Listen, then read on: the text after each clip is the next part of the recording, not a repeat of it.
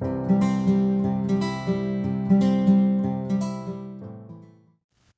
everyone, my name's Jay, and I am documenting the articles that I am finding each week while I study my way to a better way of living. So this week, the article that I have found is on risk taking, and it goes as follows. The dictionary tells us that to risk is to expose oneself to the chance of loss. I suppose that's true. Another piece of literature by an unknown author suggests that to laugh is to risk appearing the fool. To weep is to risk appearing sentimental. To reach out for another is to risk involvement. To expose feelings is to risk exposing your true self. To place your ideas, your dreams, before a crowd is to risk their loss. To love is to risk not being loved in return. To live is to risk dying. To hope is to risk despair. To try is to risk failure. You may avoid suffering and sorrow if you don't risk, but you simply cannot learn, feel, change, grow, love, or live. The greatest hazard in life is to risk nothing. The person who risks nothing, does nothing, thus has nothing. Only a person who risks is free. What causes individuals to shy away from taking a risk, even if it's a low risk and it will give them something they really want? Well, certainly high on most people's list would be fear of loss, failure, and perceived humiliation if the loss were to occur. Why would we automatically think that we would fail at something? Why wouldn't we first try and see, and then if we did fail, learn from that experience and move on? What causes us to have these thoughts of inferiority? It dates back to our little life. And since risk-taking is likely not a subject that is taught in schools, a person's fear of taking risks might stem back from before they can even remember. When you were a child taking your very first steps, it wasn't uncommon to hear one of your parents or guardians saying, "Be careful, you might fall," or "Don't do that, you'll..."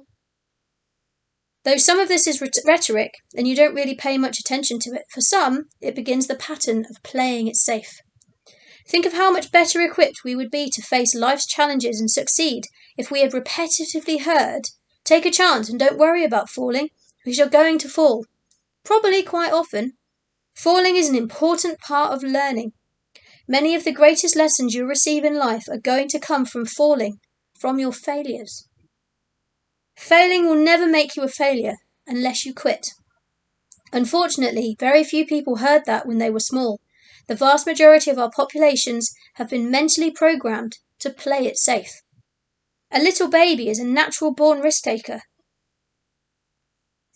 The baby never considers the consequences of falling when it's learning to walk. Falling is acknowledged as a natural consequence to learning to walk. I guess you could call it a calculated gamble. It's a prerequisite to mastering a myriad of motor skills required to get you up on your feet and moving. It's a natural progression in movement. Why then wouldn't we stop to consider that any movement into uncharted territory should be viewed with the same consideration?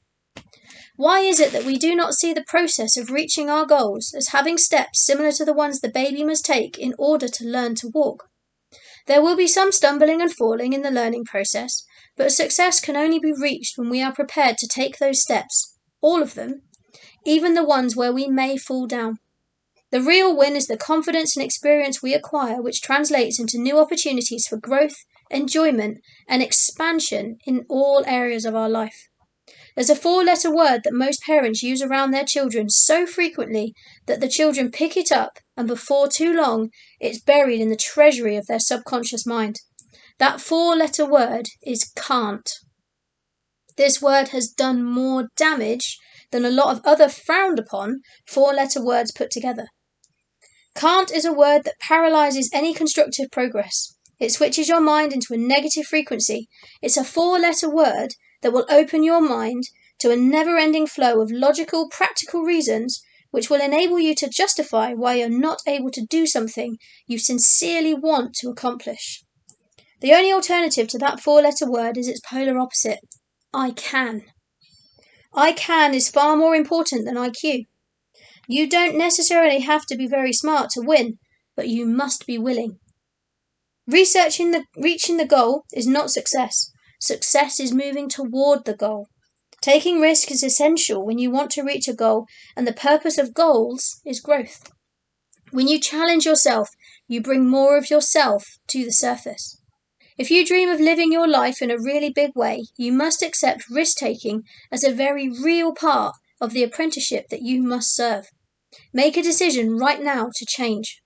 Decide this very moment there will be no more playing it safe, no more saving it for a rainy day type thinking in your life. When people get caught up in the habit of saving for a rainy day, that is generally what they get, a rainy day. There are a number of people that limit themselves and refuse to take a risk. They never truly test the strength of their abilities. You will never get to second base if you keep one foot on first. Too many people go through their entire lives playing their cards close to their chest. They never step out and bet on the surest thing in the world, themselves.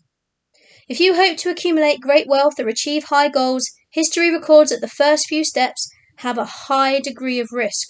You must turn your back on safety and security. To make it big, you must take big risks. You will very likely have to put yourself in a highly vulnerable position. It's also worth remembering you cannot almost take a risk. Eleanor Roosevelt said, "You gain strength, courage and confidence by every experience in which you really stop to look fear in the face." Follow her advice and liberate yourself from the crippling emotional state of fear and enter into a world of freedom.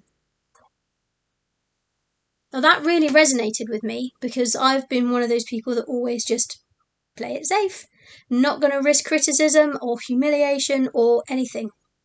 Nowadays, that's very different. Since reading that article this week, I've realised,